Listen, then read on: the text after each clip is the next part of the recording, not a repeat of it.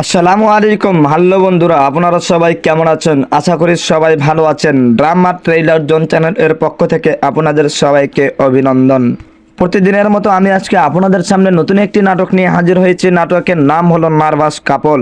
এই নাটকটি 2025 সালের ভ্যালেন্টাইন্স ডে 14ই ফেব্রুয়ারি এর জন্য নির্মিত হয়েছে। নার্ভাস কাপল একটি সামাজিক ও মনস্তাত্ত্বিক নাটক, যেখানে প্রধান চরিত্রটি একজন আত্মবিশ্বাসী ও অতি চিন্তাশীল ব্যক্তি। সে সবসময় আশঙ্কা করে যে যে কোনো পরিস্থিতিতে তার ভুল হবে বা মানুষকে তাকে নিয়ে হাসাহাসি করবে।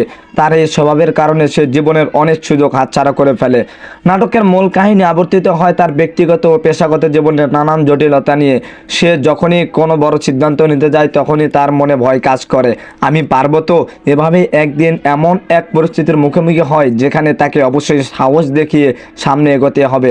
নাটকটি মূলত আমাদের মানসিক দ্বিধা, আত্মবিশ্বাস ও সমাজের দৃষ্টিভঙ্গির ওপর আলোকপাত করে।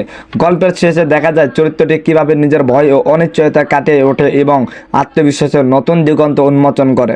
বন্ধুরা, বাংলা ভিশন এন্টারটেইনমেন্ট এর পরিচালিত নার্ভাস কাপল এই নাটকের অভিনয় করেছেন ছোট পর্দার সবচাইতে জনপ্রিয় নায়ক, যার অভিনয় মানুষকে হাসায়, তিনি হলেন নিলয় আলমগীর, ও নায়িকা হিসেবে অভিনয় করেছেন আয়েশা খান। বন্ধুরা, নাটকের গল্প আবর্তিত হয় দুটি চরিত্র নিলয় আলমগীর ও আয়েশা খানের প্রেম নিয়ে। তারা দীর্ঘদিন ধরে অনলাইনে কথা বলে, চ্যাটিং করে, ফোনে গভীর রাতে অবধি গল্প করেছে। দুজনে একে অপরের প্রতি দুর্বল, কিন্তু কখনো সামনাসামনি দেখা হয়নি। অবশেষে ভ্যালেন্টাইন ডেতে তারা সিদ্ধান্ত নেয় প্রথমবারের মধ্যে দেখা করবে।